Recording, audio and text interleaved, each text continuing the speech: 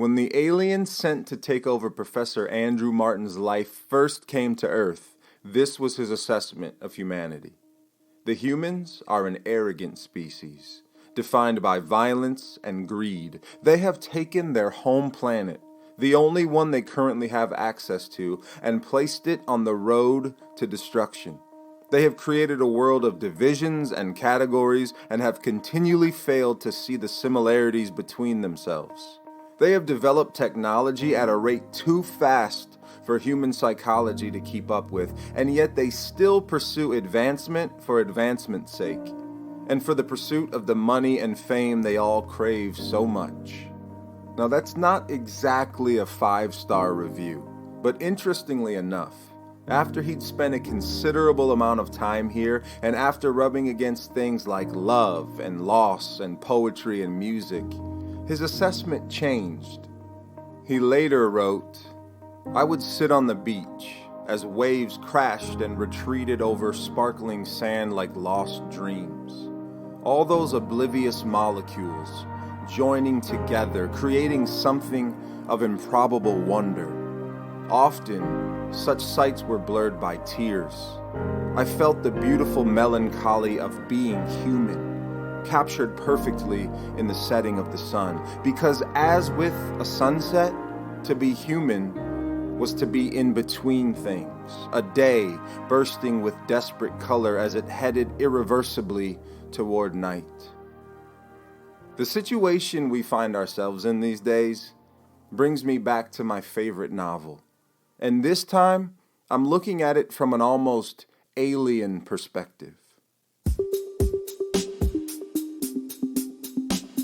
What if I told you that your life, right now, is worth noticing? This is the Attention Collection. I'm Anthony Garcia.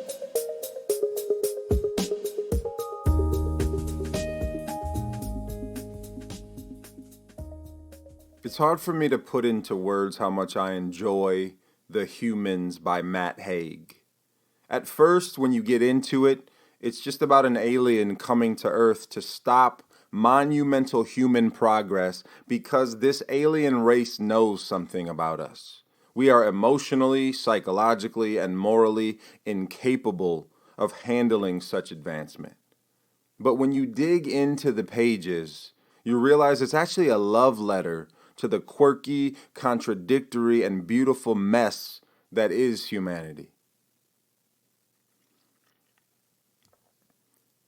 In a way, you get to look at yourself with fresh eyes. And I won't go into the full plot, but it asks the question, what would it take for an omniscient, immortal being to find beauty in clumsy humanity?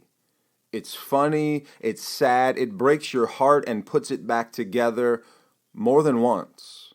And the reader gets to see this human experience from an otherworldly perspective, which is fascinating because it highlights the ridiculousness of everyday life, the stuff we cling to and the things that we push away. It shows the folly in taking oneself too seriously, and it shines light on the ordinary miracles we take for granted every single day. The book is worth the read just for the beauty of the writing, but the character is what keeps you there. Because throughout the book, there are these cutting observations like this one. Let's not forget the things they do to make themselves happy that actually make them miserable. This is an infinite list. It includes shopping, watching TV, taking the better job, getting the bigger house, writing a semi-autobiographical novel, educating their young, making their skin look mildly less old, and harboring a vague desire to believe there might be a meaning to it all. It stings because it's true on some level, right? But then there are just the funny observations like this one. I realized that if getting drunk was how people forgot they were mortal, then hangovers were how they remembered. What an interesting exploration. If an alien were to secretly walk among us taking notes, what would the assessment be? And what would it feel like to integrate into such a strange existence?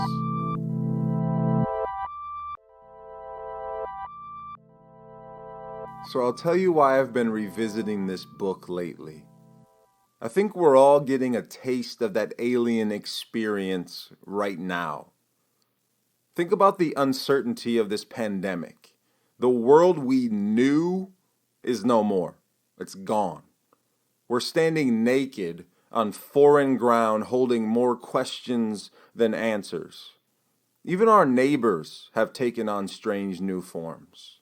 For instance, my family's been taking a lot of walks lately. We're doing our best to enjoy nature and maintain sanity, but we're also trying to keep everyone safe. So that means distance. In the last few times we've been out on a walk, we've encountered several other people trying to navigate the same landscape. Except now my 6-year-old son asks if we should cross the street to avoid people. Because in his mind they could be harboring a threat, or we could be harboring the threat. Just over a month ago, this wouldn't even have crossed his mind. But we're on a different planet now. The rules have changed. The air is different. And so we're all tasked with navigating life from a different perspective. We are forced to acknowledge that there is fear and mystery in the air. But like the main character in Matt Haig's story, we're also discovering beauty spilling through the cracks. Yes, we see the frenzied masses lining up around the block to spill into Costco and raid it for toilet tissue and organic tomato sauce. We get it. We see the fear. We see the selfishness. But we also see neighbors waving at each other, perhaps for the first time. We see strangers put their own safety at risk for the sake of others. We're rediscovering poetry and music and hand-me-down recipes. We are marveling, at least I am, at sunsets and fresh air and even birdsong. Little thing that we probably haven't gone into yet. I'm not a big fan of birds, and yet I'm loving the sound of their chirping. It's a strange and scary and beautiful world.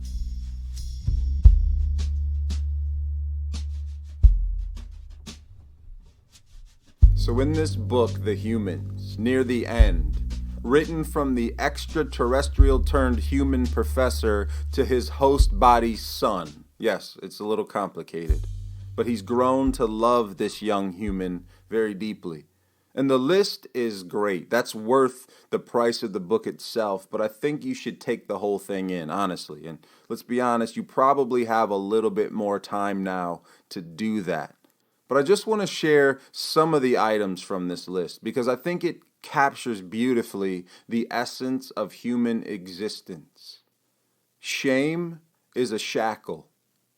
Free yourself. Don't worry about your abilities. You have the ability to love.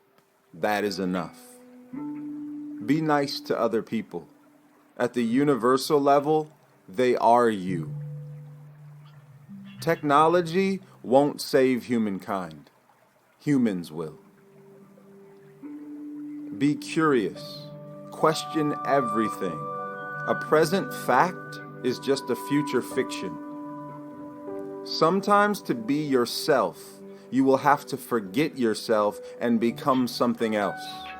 Your character is not a fixed thing. You will sometimes have to move to keep up with it. You shouldn't have been born. Your existence is as close to impossible as can be. To dismiss the impossible is to dismiss yourself. Tragedy is just comedy that hasn't come to fruition. One day, we will laugh at this. We will laugh at everything.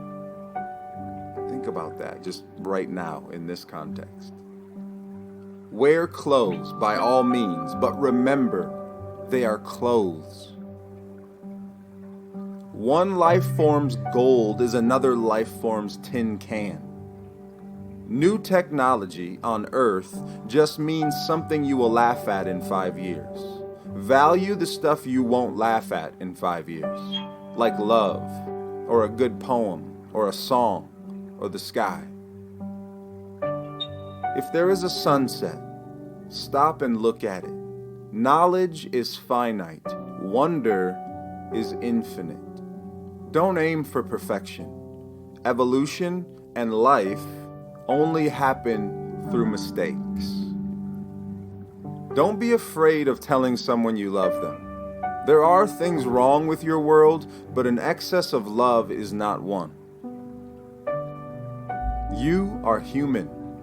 You will care about money, but realize it can't make you happy because happiness is not for sale. War is the answer to the wrong question. When you watch the news and see members of your species in turmoil, do not think there is nothing you can do. But know it is not done by watching news. You can't find happiness looking for the meaning of life. Meaning is only the third most important thing. It comes after loving and being. What's so moving about this section in the book is that you realize it's written from the perspective of a being that came first to humanity with a jaded, distant, negative view of people. And then over time, getting in with humanity, came to love, came to see the beauty of the contradiction, of the messiness of it all, and came to understand fundamentally what humanity is all about. And that love spills out. And so here's an alien describing to a human what it means to be human. And that's kind of where we are. We're rediscovering humanity. We're rediscovering this planet. And we can look at it with these fresh eyes, and we can, in this moment, be changed. Just consider this. We are all aliens of a sort on this strange new planet. And if we're observant enough, if we pay attention, we might just rediscover the wonder of being. Yes, life is messy, but it's worth living.